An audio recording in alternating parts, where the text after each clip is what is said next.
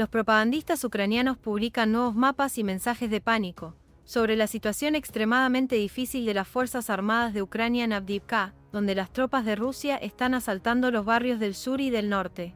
Continúan eliminando a los ucranianos y aprovechando su éxito, cortando el ferrocarril y acercándose al camino de la vida de los ucranianos. Según medios ucranianos, continúan los combates increíblemente intensos. Los rusos están teniendo éxito en muchas áreas. En la parte norte de Avdiivka, los rusos han avanzado, se están librando intensos combates en la zona de los jardines al oeste de la vía férrea y a lo largo de las calles Stepovaya, Nesalezhnosti y Zapronova. En el norte, las tropas de Rusia se atrincheraron en el territorio de las dachas al oeste de la vía férrea y avanzaron por las calles Timiriasev y Selkostenica, en un área de hasta 920 metros de ancho hasta una profundidad de hasta 200 metros. Analistas militares de Kiev escriben que los combates continúan al este y sureste del depósito de automóviles de Avdiivkaya. En el sur de Avdiivka, las Fuerzas Armadas rusas avanzaron al sur de la calle Chernysevsky y entraron en el territorio de la estación agroquímica. Se ha añadido una zona roja en un área de hasta 450 metros de ancho y hasta 300 metros de profundidad. El avance de las Fuerzas Armadas de Rusia por los flancos también continúa, y tras vencer a las Fuerzas Armadas de Ucrania, se apoderaron de casi la mitad de Pervomaisky. Al este de Opitny, la infantería rusa se atrincheró a lo largo de un cinturón forestal en dirección a la defensa antimisiles Zenit a una profundidad de 450 metros.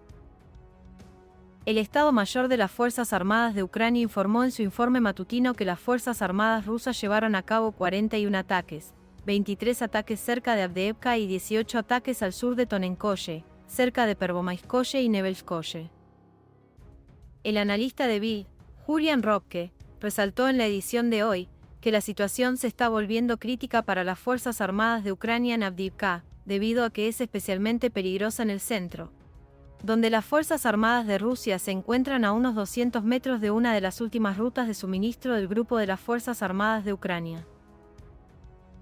Hay otra carretera hacia el sur, pero incluso allí las posiciones rusas están a cientos de metros de distancia, en las afueras del pueblo de Severnoye.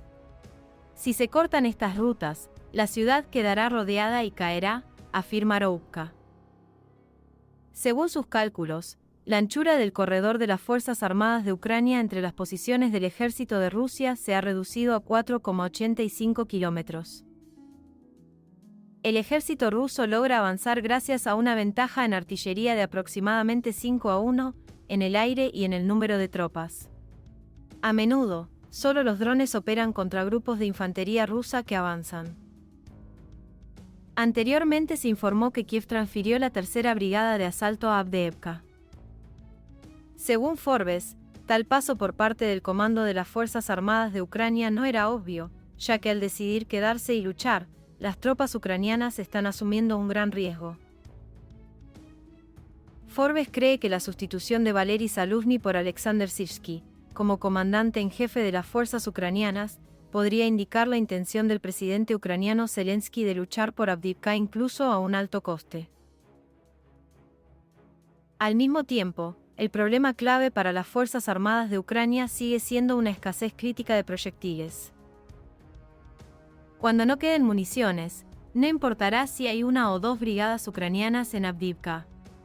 Y la decisión del comando ucraniano de fortalecer la ciudad será, en el mejor de los casos, controvertida.